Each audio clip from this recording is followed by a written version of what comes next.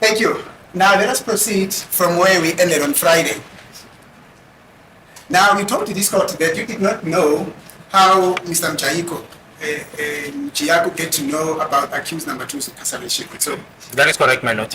And you further told to this court that you received a call from the police station wherein they informed you that there's an attorney who wants to proceed with accused number 2. So, and that was Mr. MJIYAKO. And you quickly went to the police station and you found Mr. MJIYAKO. That is correct, my lord. You asked him how he knew about the fact that accused person has been arrested, accused number 2? No, my lord. There's what you call attorney-client privilege. I can't venture into that. It's not my terrain. There's no way I would have asked him that, my lord. And furthermore, my lord, it is the accused's constitutional rights or any suspect to appoint or engage any attorney that he so chooses. So it's not for me to interrogate it, unless if during the time when I was giving him his constitutional rights, he says to me, I need an attorney, a legal representative through the state's at the state's course. Then that's the only part where I will play the assistance of getting the legal aid board insofar as contacting him. Thereafter, my presence would have been would have been out, my lord. In this instance, I was not involved and there was no need for me to be involved. Imagine MNISI asking such a simple question. How did MJIYAKO know that accused number 2 was arrested? And getting such a long response from Gininda. And I'm laughing because I'm thinking his lecturers must have a hard time grading his papers, because he must be the guy who asks for extra paper in the exam. Okay, those people, okay, who have so much to write while you're sitting there trying to think of the answer. They're asking for extra paper. Gininda's that guy. But as you can see here, it's not always that whatever they're writing is what's going to get them the grade, because excuse me, Gininda, wow. And he uses so many words to appear, okay, to my lord, that A, I don't know this MJIYAKO character, 2, I know the law, okay? I know the law. I am a law-abiding police officer, and for me that screams, why are you working so hard to prove that you're a law-abiding officer? Why are you working extra time just to do that? Because it is there that I raise my eyebrows. You're over-explaining. It is unnecessary. And then he goes into the topic of telling a whole advocate, a practicing advocate, an advocate who is on the stand doing his cross-examination, that there is this thing. It's called attorney-client privilege. Get out of here. Shut up. Shut up. Who are you telling? Okay? And then he goes on and then he says it's also his constitutional rights. So do you see the over-explaining? It's not make sure. It's not make sure for me. But let's continue listening on. You see, with Gininda, you need patience. You need patience. That's why I'm doing these bite-sized videos. Because if we do a long stretch, long stretches are difficult to watch in one shot. So in this video, we're talking MJIYAKO. Okay. Have you liked the video, though? This is your opportunity to like the video in case you forget, and I get it. Okay, let's go. Thank you. The testimony before court, my understanding of it is that for the better part of his arrest, or immediately after his arrest, accused number 2 has spent most of the time with Sergeant Mohane and Mabena. Do I understand that in a context in which it should be understood? I'm not sure, perhaps when the question is saying the better part. My understanding of the situation, he was arrested by the 2 members. Yes. And he was kept at the police station. Sergeant Mohane and Mabena were not stationed at those police stations where he was kept. So perhaps I don't understand, because if then you ask me, where did he spend most of the time? I will say at the police station where he was detained, my lord. But perhaps I don't understand the context in which the question is being asked. Thank you. Now, did you at any point receive a report from Mr. Mohane,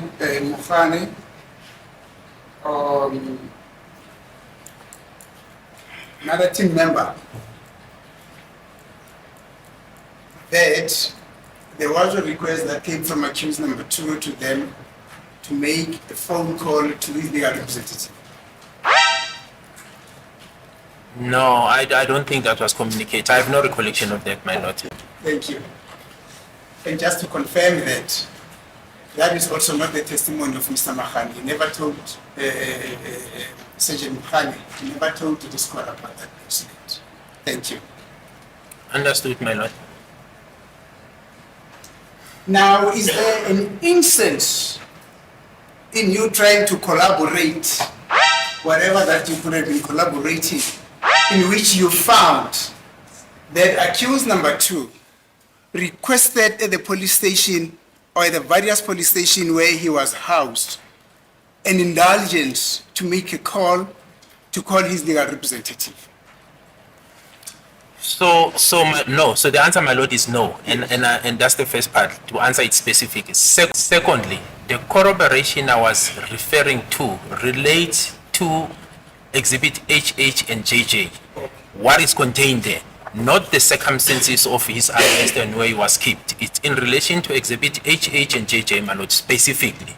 The only time, my lord, where I had to look at the circumstances surrounding his detention and where he was kept, it's when I was making arrangements to get the OB, the occurrence book, the ACP-14s, and the ACP-14 insofar as his detention, my lord, and the condition in which he was detained. That was in preparation of the case and subsequently for the trial within trial. So those are the times. But the issue of the attaining and where are instructions, how, like I said, my lord, I felt it's not a space that I should get into, my lord. Thank you. Now, when you went through those occurrent books from the police station and other registers, did you ever find a hint that accused number 2, there was a point at which he approached those the guys at the police station and requested them to make a call to his attorney? That should have been described. So if it ever happened. Well, yes, it's supposed to be, my lord. So yes. So the answer is no, and the book that was used for legal services, my lord, for legal consultation, because the legal visits are documented in a different book than your occurrence book. That book, my lord, we did not succeed to find. So I didn't get a confirmation of that. The only book that we've got is the occurrence book. However, I can confirm, my lord, because I observed the section 205, and in the phone that was found in possession, or alleged to be found in possession of accused 2, there is a communication with Mr. MJIYAKO's number there with accused 2 on a certain date, my lord. And we can go into those records if perhaps there's a misunderstanding in that part.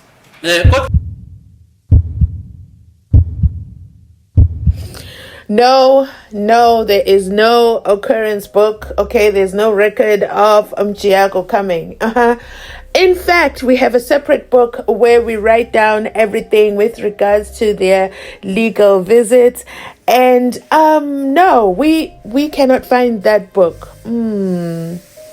That's quite convenient, okay? If that doesn't spell conveniently lost, I don't know what else does.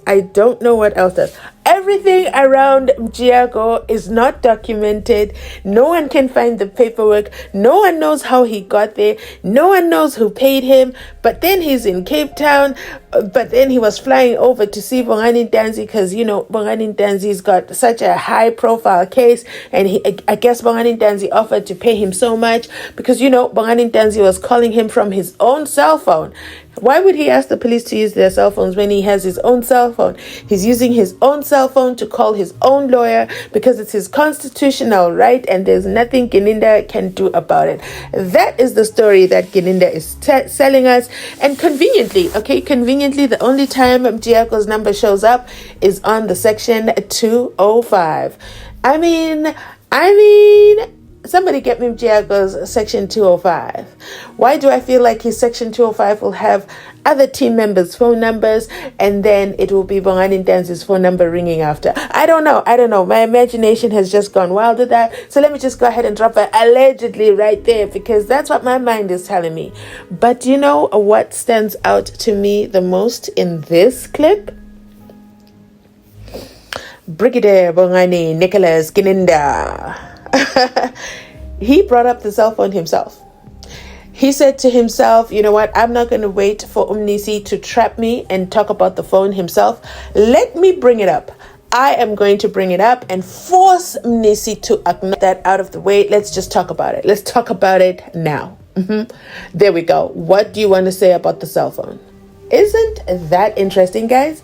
Let me know your thoughts down below in the comment section. But of course, let's continue listening on because it's giving mkulugutus right now. Too much mkulugutu details here because books are disappearing. Nobody at the police station knows that Bongani Ntanzi called his legal representation. But the legal representation, he appears out of nowhere. Ta-da! Ta-da! I'm here, everybody. Yes. It is I, MJIYAKO. Thank you, Brigadier. It's very nice, sir. When was that call made? According to your analysis of that information.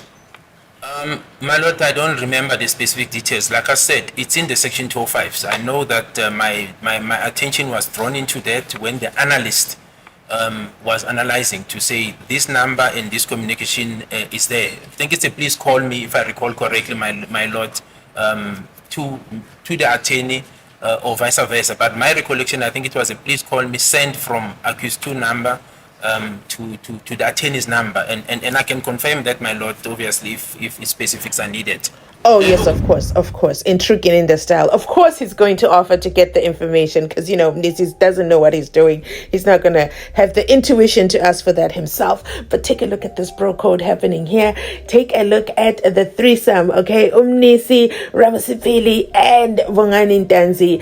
That right there, Gininda, you sold your soul because they have a plan coming. Let's listen in. That number, which accused number 2 allegedly sent a police call me to, which is now associated with MJIYAKO. Who confirmed that was Mr. MJIYAKO's number?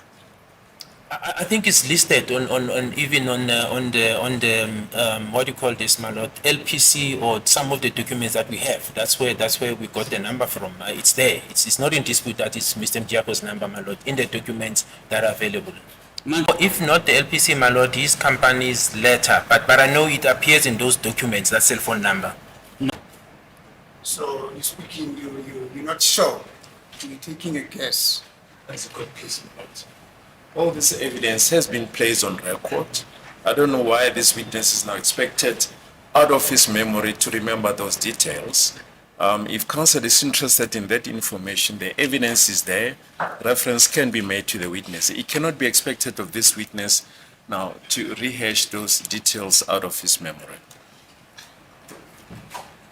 That is the purpose of a cross-examination, to test the reliability and the credibility of a witness. He's just mentioned here that he's not so sure.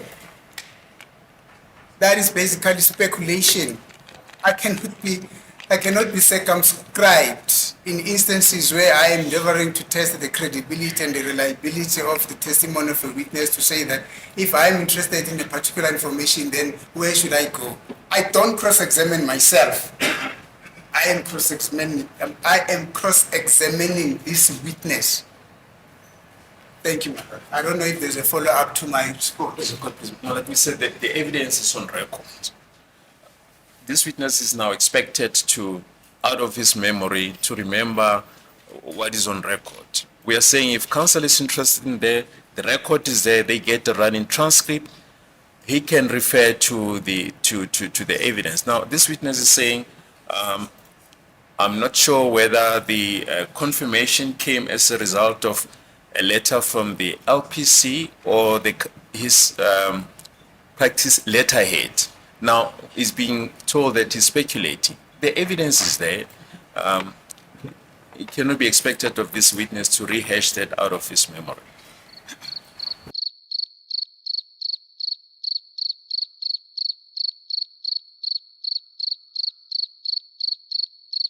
You know what? I blame YouTubers. No, not the JP.